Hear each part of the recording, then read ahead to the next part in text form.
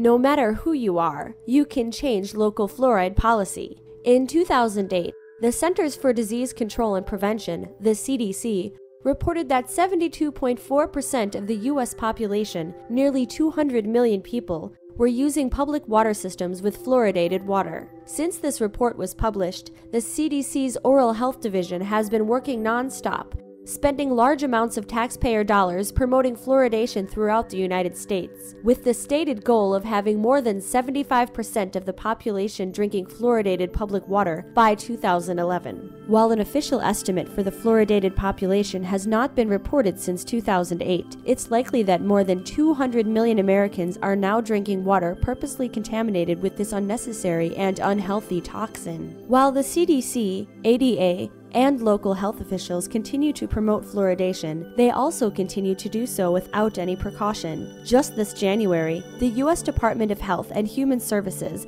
promoted a nationwide reduction in fluoride levels after the CDC reported that 41% of American adolescents ages 12 to 15 have dental fluorosis, a clear sign of overexposure to fluoride, and that rate is continuing to increase steadily. Also this year, the U.S. Environmental Protection Agency's Office of Water began reviewing the allowable amount of fluoride in drinking water, more than 4 years after the National Research Council reported to Congress that the current allowable fluoride levels were too high and not protective of public health. And yet, the promoters of fluoride are ignoring these issues and continue to urge more municipalities to fluoridate their water and states to pass bills mandating statewide fluoridation. The only thing that stands in the way of the CDC, EPA, and ADA forcing fluoride on more communities is you. The bottom line is that without citizen activists working at the local level, we will lose this crucial battle for cleaner and healthier fluoride-free drinking water. In fact, since 1990, more than 250 communities across North America have rejected or ended fluoridation, largely due to small groups of citizens organizing local campaigns to educate their neighbors and local decision makers. So how can you help? The first step to end fluoridation in your community is to educate yourself about fluoridation and stay informed on the latest fluoride news and research.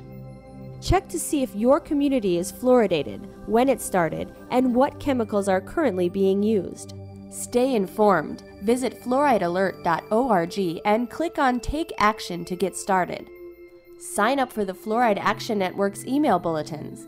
You'll receive breaking news, advocacy updates, and opportunities to help influence fluoride policy in your area and throughout North America. Read the latest fluoride news and skim through the Fluoride Action Network's news archives. Friend Fluoride Action Network on Facebook for daily news, research, and advocacy updates. Subscribe to the Fluoride Action Network's YouTube channel for regular video updates and to watch the many fluoride videos that have been uploaded over the past several years.